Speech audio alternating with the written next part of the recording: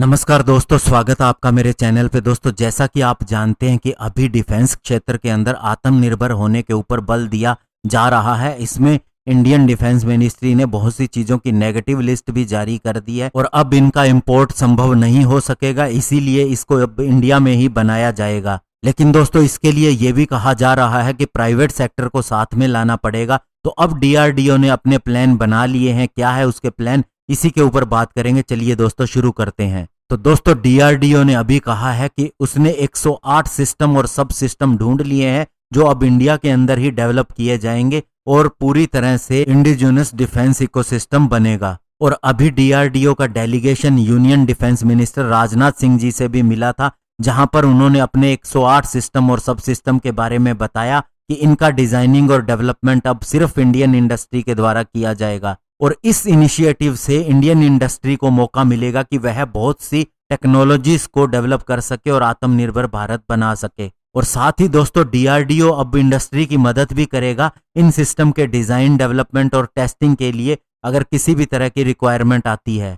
और अब इन सभी रिसर्च प्रोडक्ट का हमारी सिक्योरिटी एजेंसीज के द्वारा ऑर्डर देके और इन्हें डेवलप करवाया जाएगा और इसका प्रोडक्शन का ऑर्डर देके इन्हें सुटेबल इंडियन इंडस्ट्री के द्वारा बनाया जाएगा। और साथ ही दोस्तों, अब DRDO को भी मौका मिलेगा कि वह इनके डिजाइन और डेवलपमेंट के अंदर और साथ ही एडवांस टेक्नोलॉजीज को और क्रिटिकल टेक्नोलॉजीज को पैदा करने के अंदर मदद कर सके।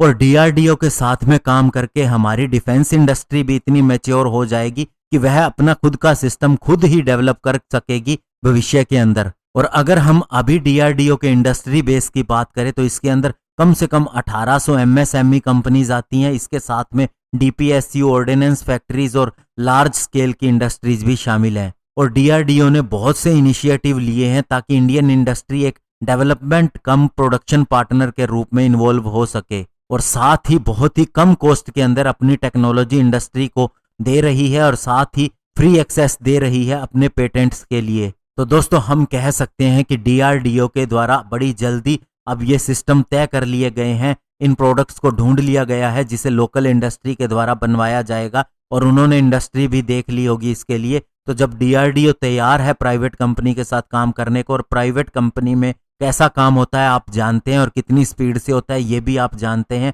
ये सरकारी सिस्टम की तरह नहीं होगा। तो ऐसे में आत्मनिर्भर भारत जल्दी बन जाएगा और कुछ ही सालों में आप देखेंगे कि बहुत बड़ी डिफेंस इंडस्ट्री यहाँ पर पैदा हो जाएगी। और उससे ये भी बेनिफिट होगा हमें कि अगर हम फॉरेन से कोई टेक्नोलॉजी लाते हैं तो उसे हम इजीली एब्जॉर्ब भी कर सकते हैं। और अभी सबसे बड़ी दिक्कत ये है, यही एक कारण है कि MMRCA नहीं आ रहा, क्योंकि दोस्तों यहाँ पर एब्जॉर्ब करने के लिए टेक्नोलॉजी को उतनी सक्षम हमारी कंपनीज हैं ही नहीं है। और दोस्तों, साथ ही इससे हमारे कावेरी इंजन के लिए भी एक बूस्ट मिल सकता है कि फ्यूचर के अंदर उसके ऊपर भी अगर DRDO कोई डिसीजन लेना चाहे या इंडियन गवर्नमेंट कुछ कहती है तो प्राइवेट कंपनी के साथ में मिलकर इस काम को दोबारा से शुरू किया जा सकता है या फिर जितना हो चुका है उससे आगे ले जाया जा सकता है। लेकिन ये कदम हम उसी की तरफ भी मान सकते हैं क्योंकि कंपनी जैसे ही डेवलप होंगी और बहुत सी चीजें सोल्व होती जाएंगी। धन्यवाद, जय हिंद।